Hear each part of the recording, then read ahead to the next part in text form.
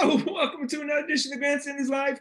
I'm your host, Scott Kerman, and I'm joined by my usual cohorts, Uncle Joe McLaughlin, and JP's first son, Tim Hoey, is going to join us very soon. Well, we have another great show for you today. Timmy in the on-deck circle. Yeah, let's get it started. First of all, everybody's healthy, Joe? Everybody's healthy in your world?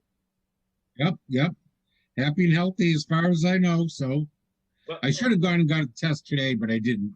Too busy. I'm trying to get out of, as you know, I'm trying to get out of Santa Monica to come back home. And so now I'm dealing with the protest / riot / pandemic. So it's just been one of those years, but of course it's been one of these years in sports. So let's start with the Patriots. And Joe, great question right out of the gate. Will you go out of your way to watch Tom Brady, Rob Gronkowski, and the Buccaneers play this season?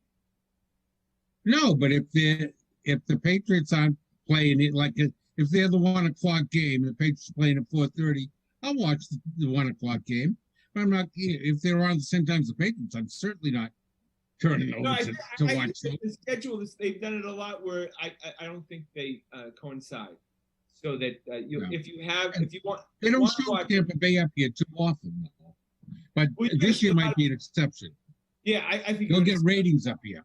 Yeah, you're going to see a lot of, obviously, national games with Tom Brady in it. And then you're going to see, of course, there's always the red zone. So you'll see, you can see a lot of Tom Brady if you want, of course, all the highlights. And if you have DirecTV, blah, blah, blah. All right, Joe, are you rooting for Tom Brady and the Buccaneers to win? Yeah, why not? I'll root for him. He did us, the two of them, especially, Gronk was a special favorite of mine. And, the two of them did a lot of good for us up here over the last 20 years. God bless them. Good fortune to you. Yeah, exactly. I never wish ill upon anyone. And yes, Tom Brady has been the gift that's been given for 20 years. So absolutely. If the Patriots can't make the Super Bowl, which I don't think they will, it'd be very fun if the Buccaneers made it. Buccaneers Chiefs would be a fun Super Bowl, huh? Well, yeah, but I prefer the Patriots, but I'm afraid this isn't going to be their year. Yeah. It would be. Did you see Pro Football Talk and their power ratings had the Patriots 30th? Yeah. And Peter King, these aren't minor leaguers. Peter King had them 21st. Yeah, minor leaguers. These are the most respected names in NFL analysis. Look, you could have got, I don't know what the odds are right now, but you could have got 40-1 odds that the Patriots would be the worst team in football. And that's pretty good odds. I'll take that. No, I can't see them being the worst team in football. They just, I know it would do Tim's heart good to be in the Trevor Lawrence sweepstakes, but that just won't happen. Yeah. All right, still. I can't imagine Bill Belichick not playing to win, and that's what it takes to tank. It's management, because the players will never tank. They're going to play. Players play. That's what players do. But if management decides to tank, then and I can't see Belichick going along with it, no matter what the crafts say. Yeah, I don't buy the whole 30th worst team in football. Exactly right. I mean, they have a lot of quality players on the defense. These guys are always working year to year as far as contracts go. I don't know. What do they really don't got a lot of quality on that defense. Oh, come on, Joe. They have a great defensive backfield. No, they don't. You keep saying this, but their safeties are all old and over the hill. Look. A step slow, a step late. Last year they were late. Gilmore's top 3 DB in football. You give him that? When he wants, yes. Their cornerbacks they give you. I give you cornerbacks. Cornerbacks. They got the best cornerback room in the business. Okay, well, but that's only half. That's only half the defensive backfield, and the safeties were atrocious last year. No, I would say the safeties were atrocious. Slow. Chung was worthless. Yeah, and Deron Harmon they couldn't get rid of fast enough. Yeah, well, we'll see what Duger can do, and look, I would say that kid. They're the guy they picked up from some, I forget where, from the Chargers. Phillips or something. Yeah, did they get from the Chargers or something? So, look, I think that that the defensive backfield is the least of their problems. Linebacking core was fairly weak to begin with coming into the offseason. You lose Jamie Collins and Benoist, and well, don't even say Orlando Roberts because he was a train wreck. But that's a weak group. Yeah, and Hightower's, just an injury waiting to happen for the most part. He's pretty old, and he hasn't had a history of standing up through the whole season. To me, these guys don't get any slimmer as they get older, Joe. He really actually transitions almost into a down lineman at some point, right? Well, they've been having him play like all 4 positions of linebacker. Inside, outside, weak, strong, and putting your hand down like you're saying as a defensive lineman. They have him doing all 4 things. Look, it just feels like if you're going to do a full season, Joe, a guy like Dante Hightower may have some great value to a team competing for a Super Bowl in the middle of the season. So I think you could end up getting a second-round pick for Dante Hightower before the deadline. What do you think? Oh, geez. I don't know if I'd want to go that far. But, if it happened, it happened. It all depends on the physicals. If a Sanu can get you a second-round pick. Yeah. Yeah, but usually you're looking for some offense. Late in the season, defenses have tightened up. They know everything that the other team's going to do. Everything they installed, they know, and they're sitting there and they're waiting for it. It's usually you need a little fresh blood on offense late in the season is what teams are looking for. The exception was last year, what was it, the Steelers getting the guy from Miami, and he was a world beater, the quarterback. Yeah, and right, and they paid it for. He was awesome. He had about 20 interceptions, and all the pick sixes. He was great. Yeah, and usually you don't give up a first-round pick during the middle of the season for anyone, but that kind of changed the narrative. The defense carried them the whole year long. They had nothing. Okay. Once the Big Ben went down, that was it. They were washed up. We talked about Bentley, and he was injured his first season. I mean, again, what was he, a 4th, 5th-round pick, the middle linebacker? He comes in last season and too slow and doesn't seem to know what he was doing. Defensive playbook. Do we have any expectations for year 3, or is he just a big, fatter, slower Landon Roberts? I'll tell you what their expectations of him are. They drafted 2 middle linebackers and picked up 2 more undrafted free agents to play in the middle. Big thumpers on the early downs. So that's their expectations for him, that someone else is going to have the job. Yeah, most likely Bentley doesn't make the team. Doesn't seem like a big special teams guy. Yeah, that's what they're looking. If you're going to be a linebacker, and if you're not going to be a star linebacker, you better be great on special teams. Yeah.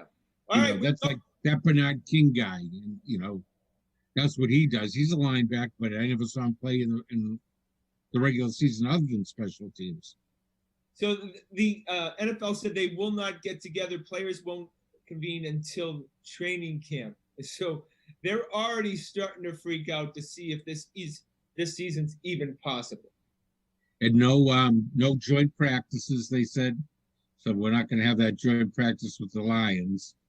What are they going to do? They're stalling for time, hoping the vaccine or a treatment becomes available before this happens. That's all they've been doing all this time. They keep making the dates and stalling, hoping everything works out by the time the season rolls around. Yeah, because look, logistics just to run a team and to get everybody on the same bus and everything is very difficult. Now add a pandemic, and it looks like it's almost impossible. And I think that's what they're starting to realize. Especially in you got 90 players on the squad for training camp, and probably 30, 40 anyways personnel between coaches and trainers and clubhouse guys on the field. You can only fit so many people on there. But also, we know the hierarchy too. If some practice squad guy coughs and sneezes on a big superstar, next thing you know, all hell's going to break loose in that locker room. I mean, this is really, it's already, a melting pot of people from salaries of 20 million to guys who were just trying to make the squad. Now put in a pandemic. I don't know how it works out. Well, which is it hockey that said they're going to test every player every day?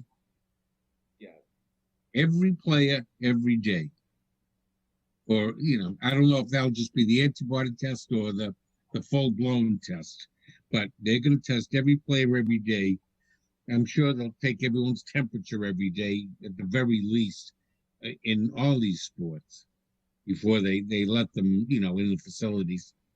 Because once you're all handling the same ball, you can change it over and over, but still everyone's handling it.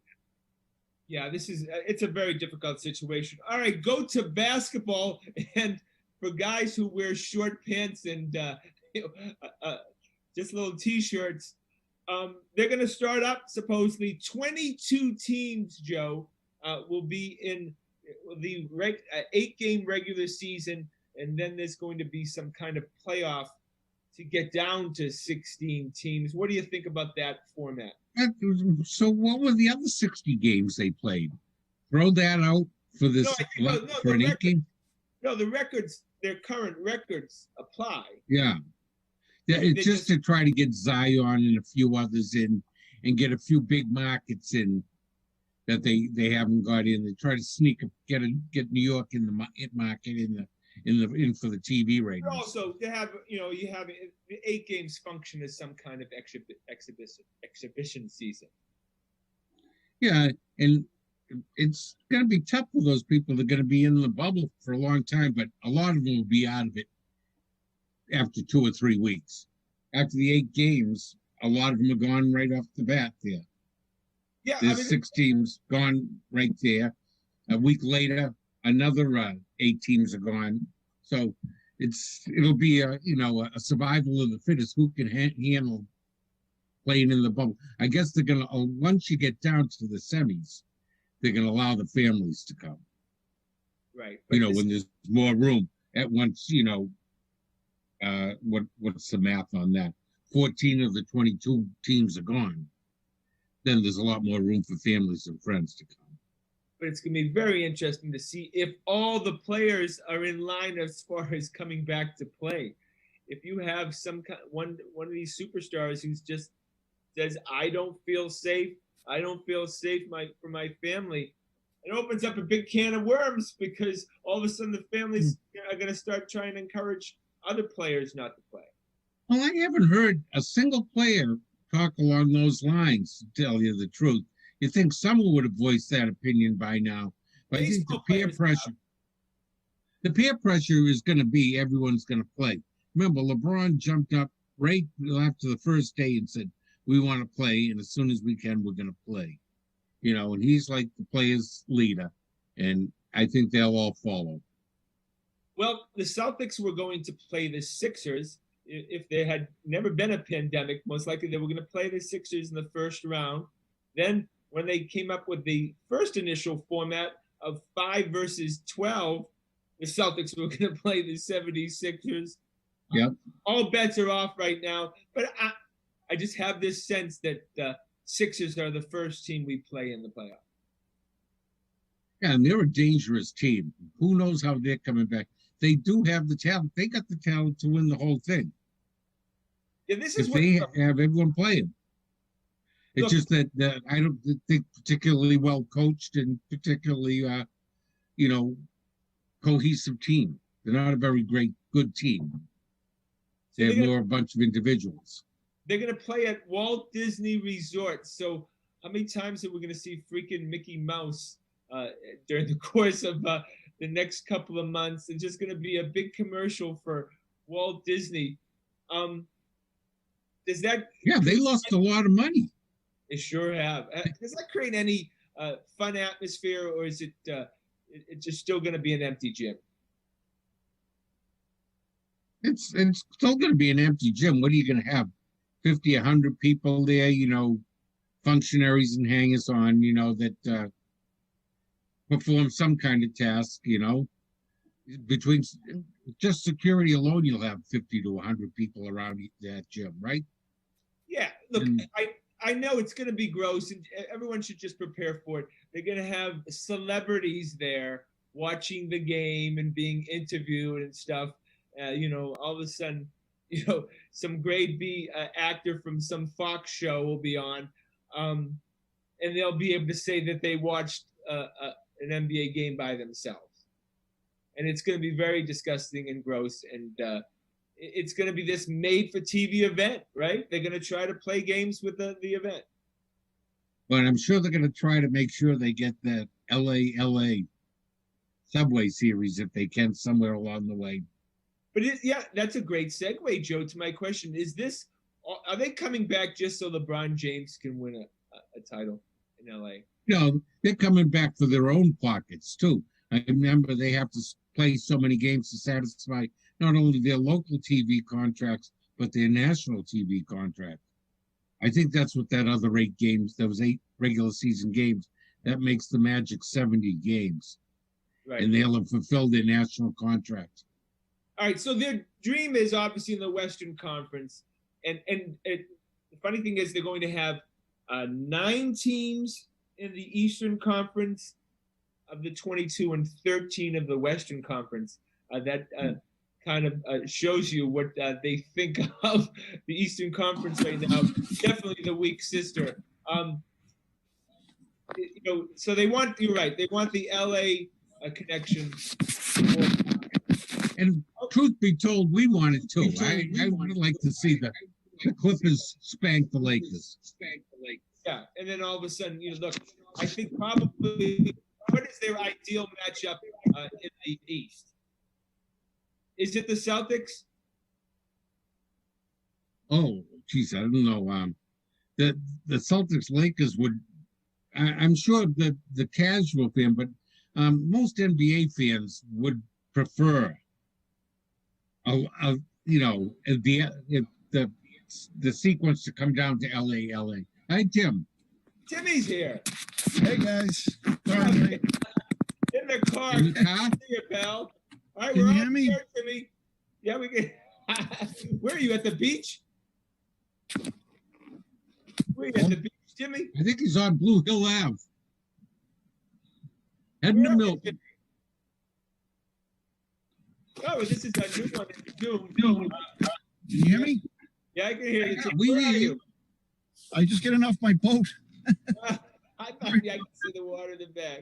TV viewers out there. That's all right. We're 18 minutes in, Timmy. We're talking about basketball. The 22 teams that are going to make it. The dream matchup, Timmy, obviously for the NBA. Of course, we're partial. Joe and I think it's Celtics Lakers. It's always a premium ticket, right? You get both coasts involved.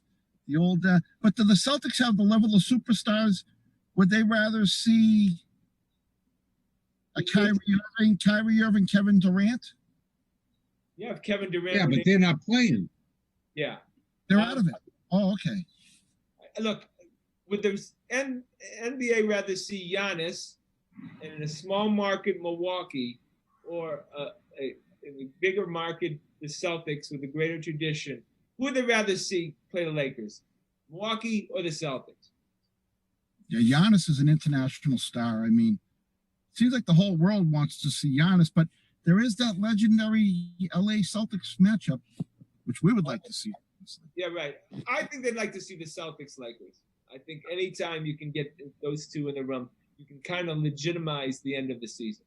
And I think this rest had to have helped LeBron and Rondo. There are a lot of old legs on that LA Lakers team. That this rest must have done a world of good. Now they only got to play 8 games and go into the playoffs. That's a big deal for them. Yeah. Well, at least guys, they're all on the same page. We go to Major League Baseball and the Red Sox. The owners and players are far from this on the same page here. Through protests and pandemics, those two find lots of time to fight. Does the Major League season ever happen? Joe? No, I think it doesn't happen. The owners they're going to be screwed because now basketball is going to take over the summer. Basketball is going to change to a December to August. Obviously, hockey too. Hockey. Well, not hockey. I mean, talking in the future. If baseball is going to give up the summer, the NBA will jump in there and have the monopoly then. Then they won't be sharing it with football and hockey. They'll have their season to themselves. If baseball wants to get out of it, they'll jump in. You think the NBA would jump to a summer schedule full time? Yep. Well, but start in, say, December and have the playoffs, say, in July and August. Weren't those pro sports, though, kind of initially just to fill up those winter months of sitting at home, giving you something to do? Well, that's why they chose them, yes. Yeah. So, I don't know. Timmy, the map's look. The calendar's going to be changed right now drastically. It's not going to be what we're used to. They're going to basically try to fit in as many games as possible as soon as they can. That's true. But all right, so we've heard things from 120 games. Now we've gone down from that to 80. Now I'm hearing 50 games. The owners want 50. Can you play a legitimate major league season at 50 games? Play it all in your division. Is that a legitimate season, Timmy? That would give a legitimate division champion first to give you a basis for playoffs. But if you're going to put the 50 games around, it won't be legitimate. This is just such uncharted territory. It's unbelievable. I don't know what, for one thing, MLB, I don't think it's ever going to happen. There's too many moving parts. They seem so far apart on moving forward. I don't think it's going to happen. Yeah, and of all the four leagues, it seems that baseball needs the most time to prepare to play a regular season. They'd have to go back to spring training, and you're probably looking to 3 weeks to a month before they could even start. Yeah, you got to stretch out the pitches. There's a lot of things you have to do. And baseball, now remember, if they don't have the season this year, next year is the CBA's up. They might be not playing next year, too. Wow, yeah. And now all of a sudden the Mookie Betts deal, Timmy's starting to look much better. If there's ever a season again, though, because now they might go 2 years without playing. And sports was already on the road. People would go leaving in droves. And 2 years off doesn't do them any good. You wonder if the agents will try to make this year null and void on the players' contracts, and if it never happens, it's just like it never happened this year, and those contracts would go on they want to get as many guys as free agents as possible. So they want, that would delay free agency for a lot of guys, and they don't want that because they don't want the big paydays. So, but it just can't be one side benefiting from it. I mean, there has to be a balance. There has to be a quid pro quo. No one's making out here because the owners aren't making any money because they're not getting the TV money or the gate, and the players aren't getting paid. So no one's making any money here. The owners don't have any money come in. They're going to fight paying these contracts, rightfully so. Well, they're not. They're not paying them. Look, that's the way it is right now. They haven't paid anyone. They're paying the minor leaguers, and most of them are. Scotty can speak to what's happening with the Dodgers out there. Yeah, well, look, first of all, a lot of teams cut. There's not going to be any minor league games this season, and that is just horrific to think of all these small towns and cities and how they depend on their minor league teams, and all I can think about is the Sea Dogs. But the guys that are still around, all these owners have to do is pay them $400 a week. Some are refusing to do it. Some are doing it. We're talking about billionaires who are just being cheap. I don't root for billionaires ever, so I'm completely on the players' side here. And they're not the owners aren't the ones who are going to subject themselves to a pandemic like the players are. I agree. Scotty, billionaires. Somebody did the math. Everybody in a minor league system, it was like 1/1000th of what this guy makes a year or something like that.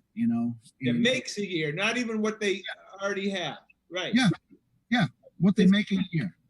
It's disgusting. I always, we've talked about it before. It's always such a mockery is when some of the major league players go down to the minor leagues for some rehab and they feed the team that day. It's like, what the hell does this guy have to do and go down and buy these guys pizzas? What the hell? Why isn't John Henry buying them pizzas every night? Well, they make them buy them steaks. They don't get off cheap with pizzas. I know, but you understand my point, Joe. I mean, it's absolutely ridiculous. Yeah, most of them aren't making all that much. They got a job in the off season, like the old days with the major league players. Like even the economic things, the fallout, just the Cape Cod League, just the revenue that brings in for the small vendors around, surrounding those games, and all the jobs it created for kids in the summer down there. Yeah. There's a lot of fallout from this. It's we're really starting to see some fallout, some bigger, the nooks and crannies of society now are starting to really fraying at the edges. Yeah. Everything's fraying at the edges. Yeah, 2020 is just going to be a wash. 2020 is going to be a year that we're all going to forget. All right, guys. So does Joe, Timmy, does Major League Baseball have any kind of season this year, Joe? I'm saying no. That the owners are going to say, they're going to play hardball and say no to the players finally. Timmy. Yeah, I don't think it happens. I just think there's greedy partners on both sides, and I don't see either one. The baseball union is incredibly strong, and they're going against hard-headed billionaires, and I just don't see it happening. Wow, it's sad. Yeah, it's very sad to think that we won't go to Fenway Park for another year. It's very difficult. Well, you won't go to Chavez Ravine there. No. So speaking of Los Angeles, they had a poll that came out last week that asked who is the most popular sports figure in the history of LA sports. I am not surprised. I would have told you this. Magic. The most popular sports figure beating Magic was Vin Scully. Good choice. Good choice. I would have told you that. I mean, this guy is like a father and uncle and grandfather to generations of people here. So my question is, obviously, he's the most popular announcer in the history of LA sports, including Chick Hearn. Remember that. Who would you consider the most popular sports announcer in the history of Boston sports? Johnny Most would have to be up there. I mean, I grew up to Ken Coleman. I mean, that voice, Ken Coleman, that meant it was summertime and I wasn't in school. Yeah, I think it's Johnny Most for me. Obviously, Johnny Most has been gone a long time. I mean, so there's been a couple of generations that don't even know who we're talking about. But Fred Cusick for the Bruins was pretty good. Yeah. Yeah. But if over the years, if you would have had people vote now, I bet you'd be Don Orsillo. Because the three of us would be Johnny Most. But if you took the general populace, the recency bias, it would be Don Orsillo. Yeah, mm-hmm. I can't remember an announcer getting that many legs for a guy who's been gone for now. It's got to be, 4 or 5 years, right? And if he came to Fenway Park again, get a standing ovation again. Yeah, he was good. All right, so most popular in basketball, Celtics would be Johnny Most. Bruins, you would say Fred Cusick over Bob Wilson? Yep. Oh, I would say, yeah. Yeah. And Don Earl. And then, of course, to me, there's only one announcer for the Patriots, and that's Gil Santo. Absolutely. Yes. Right. But I like that. I got to admit that Sochi is way better. Well, no. Way better than Gil Santos. Way better. Not Gil Santos. But Gil Santos was the voice, and Gino Cappelletti was always one of my favorite Patriots also. So that was a great team. No, Sochi's very good. I'm not going to take anything away from him, but Gil Santos in his prime. Remember, Gil Santos, if you remember, Timmy used to do the Celtics games on Channel 4, right? Was good was Sean McDonough was very good. Yeah, in his day with the Sox. Yeah. And then, all right, the Red Sox, I'm going to agree with Timmy. I think Ken Coleman's my favorite. he's just our generation. I guess a lot of times we equate our childhood with the voice, And my neighbor, Mr. Hart, our yards backed up to each other. And every night that Red Sox, he'd be out working in his garden, and the radio was on, and Ken Coleman was the summer to us, Yeah, I love Ken Coleman. And blind in one eye.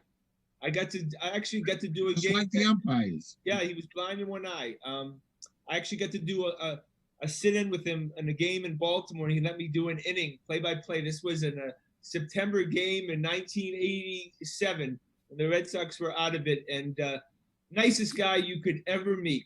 So yeah, absolutely. From Quincy, Massachusetts. Really? Yeah. So we're going to sign off? Yeah, we got to sign off for tonight. Can I give one shout out to my friend Bo, who lives out in Vancouver? He watches our show. He's the biggest Bruins fan on the face of the planet Earth. All right. Well, thank you both for watching, and we do appreciate it. All right. That's our show for tonight. Want to thank the boys. Want to thank everyone behind the scenes. Of course, thank you, Corbin. Please check us out on our website at thegrandstanders.com, and tune in again next Wednesday night at 6:30 for another edition of Grandstanders Live. I'm your host, Scott Kerman. Have a great and happy night.